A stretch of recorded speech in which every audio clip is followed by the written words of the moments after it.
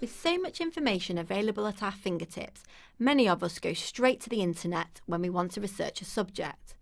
The problem with starting academic research on the internet is that your search will likely return an overwhelming number of results, and most of them will not be appropriate or useful for your academic studies. Imagine you are studying a module about Broadway musicals and need to understand more about their history and development.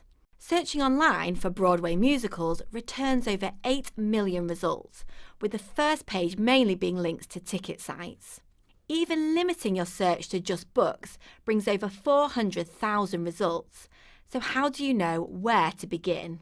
Our top piece of advice: start with the readings provided by your tutors. They will have selected the key sources to help you build your fundamental knowledge of the topics you are studying. Most modules will have a reading list, or you might be directed to readings in class or through your online learning area. Here is an example reading list from a music module at Leeds about Broadway musicals. It is split into key readings, text you should read over the course of the module, and suggested reading, where you may delve into areas of interest to you.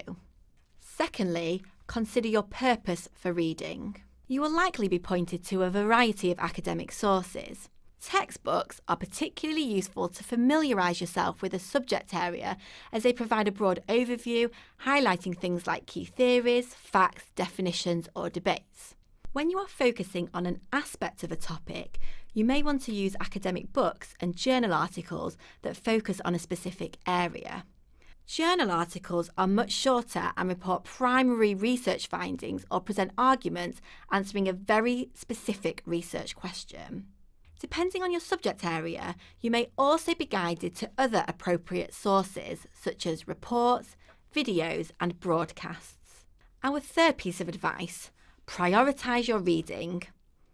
Some items on a reading list may only be relevant to particular assignment questions. If you are not answering that question, you may not need to read it.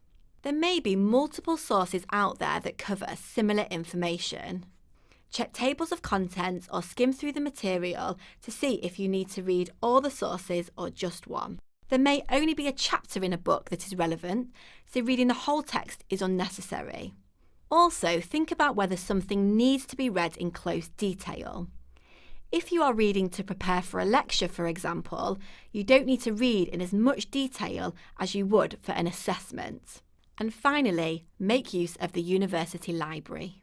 You may be expected to find information beyond your reading list, especially when completing your assessments.